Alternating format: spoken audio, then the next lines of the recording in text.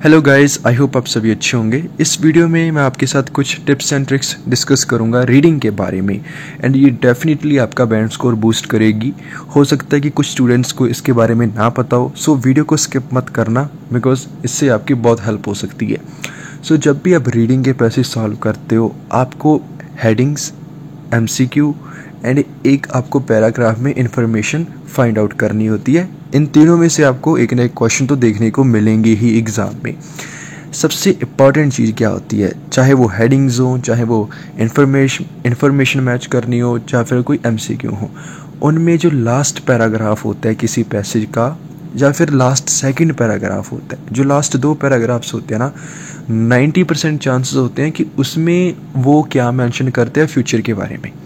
कोई उन्होंने एडवाइस दी है या फिर उन्होंने किसी डेवलपमेंट के बारे में या फिर फ्यूचर जनरेशन के बारे में आपको ये टॉपिक्स ज़रूर देखने को मिलेंगे एंड आप सबको पता भी है।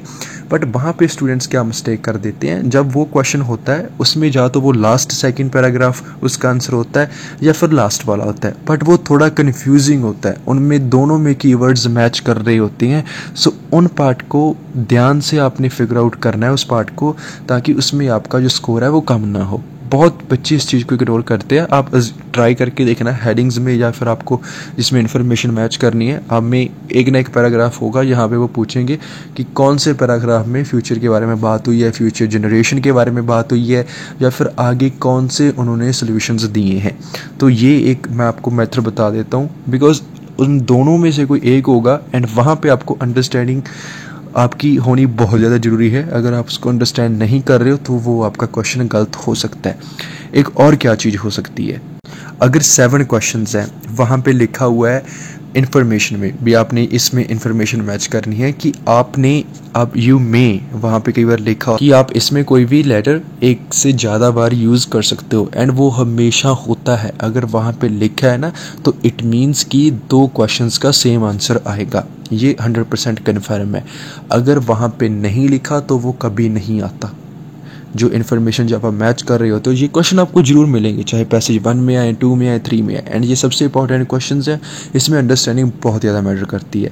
अगर वहाँ पे लिख दिया है कि आप एक से ज़्यादा यूज़ कर सकते हो, इट मीन्स वहाँ पे पक्का आएगा। अगर कुछ नहीं लिखा तो वहाँ पे नहीं आएगा। एंड एक और कहाँ पे स्टूडेंट्स मिस्टेक करते हैं, कई बार 3rd पैराग्राफ में ना फिलअप्स आ जाती हैं एंड बट वो जो फिलअप्स होती है उसमें एक छोटा सा बॉक्स बनाया होता है एंड वहाँ पे लिखा होता है कि इनमें से आपको चूज़ करना है कि कौन सा यहाँ पे आएगा। तो कुछ स्टूडेंट्स क्या करते हैं, उसको पूरा लिख देते हैं, उस क्वेश्चन का जो आंसर है उसको पूरा लिख देते हैं। फॉर एग्जांपल डोर्स, अगर उस फिलअप्स का आंसर है तो वो डोर्स लिखाएंगे, बट वहाँ पे मेंशन होगा कि अगर आपने ये डोर्स यूज़ करना है तो आपको ये लेटर लिखना है, C या D लिखना है। तो लिखना तो C था बट वहाँ पे उन्होंने पूरा डोर्स लिख दिया आंसर शीट पे, तो वो गलत हो सकता है बिकॉज ऑलरेडी आपको वहाँ पे ऑप्शंस दिए हैं कि अगर आपने ये ऑप्शन यूज़ करनी है आपको ये लेटर यूज़ करना होगा। तो उस चीज़ का भी आपने ध्यान रखना है बिकॉज छोटी छोटी गलती की वजह से भी आपके स्कोर कम हो जाते हैं। अगर आपकी रीडिंग स्किल्स अच्छी है बट आपने जो उसकी इंस्ट्रक्शंस है वो नहीं पढ़ी एंड गलत लिखा, तो उससे भी हमारा स्कोर कम हो जाता है। कई बार स्टूडेंट्स कह देते हैं कि भाई मैं 100% श्योर हूँ कि मैंने तो सब सही करे थे, बट आप ये श्योर नहीं हो कि जो वहाँ पे आपको बताया था कि आपने ये इंस्ट्रक्शंस फॉलो करनी है वो आप करके आए या नहीं। So please make sure you follow everything.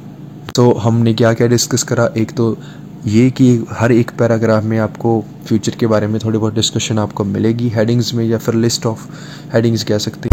And एक अगर वहाँ पे लिखा है कि आप सेम लेटर को 2 बार यूज़ कर सकते हो तो वहाँ पे हमेशा वो होता है, इसलिए उन्होंने ये मेंशन करा होता है। यहाँ से हमें हिंट हो जाती है, तो उसमें क्वेश्चंस सही जाने के भी चांसेस ज़्यादा हो जाते हैं। अगर आपको 5 में से 3 क्वेश्चन मिल गए, 2 रिमेनिंग है, तो दोनों में अगर आप सेम यूज़ कराओगे तो एक तो सही उसमें जाएगा ही जाएगा। तो स्मार्ट वर्क भी हमें चाहिए। लास्ट में मैंने आपको बताया कि अपनी इंस्ट्रक्शंस पढ़नी है, सो मेक श्योर करो गाइस कि आप इस चीज़ों को फॉलो करें। अगर आपने बाकी वीडियोस देखनी है राइटिंग के रिलेटेड, स्पीकिंग के रिलेटेड, तो प्लीज़ आप प्लेलिस्ट में जाकर देखो, आपको बहुत कुछ सीखने को मिलेगा। मैंने बहुत सारी वीडियोज़ बनाई हैं, पूरा सिलेबस अपलोड है, अगर आप फॉलो करते हो आप ईजिली 7+ स्कोर कर सकते हो। Thanks for watching this video guys, have a